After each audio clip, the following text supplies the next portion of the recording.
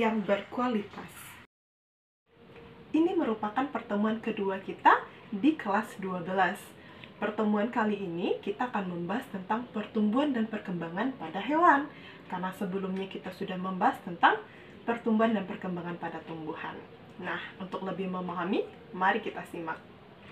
Secara umum, pertumbuhan dan perkembangan pada hewan tidak jauh berbeda dengan pertumbuhan dan perkembangan pada manusia. Pertumbuhan dan perkembangan pada hewan terjadi pada seluruh bagian tubuhnya, diawali dari proses fertilisasi, yaitu proses terjadinya pembuahan sel telur dengan sel sperma. Pertumbuhan dan perkembangan pada hewan dibagi menjadi dua fase utama, yaitu fase embrionik dan fase pasca embrionik. Fase embrionik merupakan fase yang dimulai dari terbentuknya zigot sampai berkembang menjadi embrio. Pada tahap ini, zigot yang terbentuk dari proses fertilisasi antara sperma dan sel telur mengalami pertambahan jumlah sel akibat pembelahan secara mitosis. Jadi, zigot akan melakukan pembelahan sel lalu membentuk organ-organ hingga menjadi individu yang utuh. Tahapan yang dilalui oleh zigot yang pertama adalah tahap morula. Pada tahap ini, zigot akan mengalami pembelahan mitosis berulang kali menjadi 2, 4, 8, sampai 64 sel. Sel-sel yang terbentuk dinamakan dengan blastomer. Saat berjumlah 64, blastomer tadi berkumpul dan membentuk bola sel yang tidak berongga seperti buah arbei dan dinamakan morula. Tahapan yang kedua, tahap blastula. Sel-sel morula terus membelah diri dan akhirnya membentuk suatu bola sel berongga yang berisi cairan. Rongga pada bagian tengah blastula dinamakan blastosol, sedangkan tahap pembentukan blastula disebut dengan blastulasi. Tahapan yang ketiga adalah tahap gastrula. Pada tahap ini ditandai dengan pelekukan tubuh yang semakin nyata, lalu timbul lapisan dinding tubuh embrio serta rongga tubuh atau gastrosol. Lubang tempat pelekukan itu kelak akan berkembang menjadi anus yang disebut dengan blastopor. Pada tahapan ini, embrio telah terbentuk dan menghasilkan 3 lapisan embrionik, yaitu ektoderm, mesoderm, dan endoderm. Tahapan yang keempat adalah tahap organogenesis, yang merupakan proses pembentukan berbagai organ tubuh yang berkembang dari 3 lapisan gastrula. Yang pertama, lapisan ektoderm.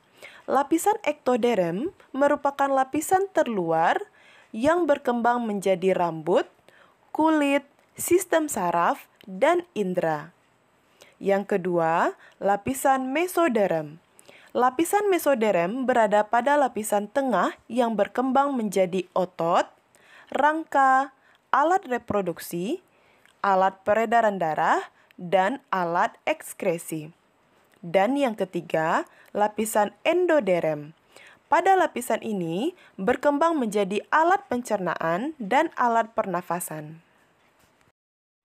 Agar lebih mudah mengingat tahapan fase embrionik, Ananda bisa menggunakan rumus Zia, mau, bakso, gratis, oke, yang Z berarti zigot, M berarti morula, B berarti blastula, G berarti gastrula, dan O berarti organogenesis.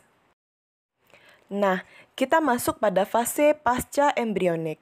Fase pasca embrionik dimulai sejak hewan lahir atau menetas. Salah satu contoh fase pasca embrionik adalah metamorfosis. Metamorfosis yaitu proses perubahan bentuk secara bertahap dari larva hingga menjadi dewasa. Metamorfosis pada hewan dibagi menjadi metamorfosis sempurna dan tidak sempurna. Metamorfosis sempurna atau holometabola, bentuk hewan muda sangat berbeda dari bentuk hewan dewasa.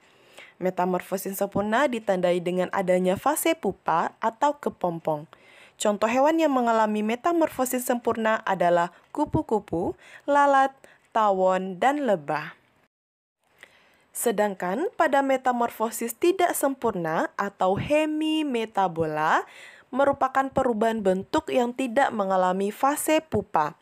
Pada fase ini, hewan muda memiliki bentuk yang tidak jauh berbeda dengan hewan dewasa. Hanya saja, ukuran dan kematangan organ reproduksinya berbeda. Hewan muda ini disebut dengan nimfa, bukan larva. Contohnya, kecoa, capung, jangkrik, dan belalang.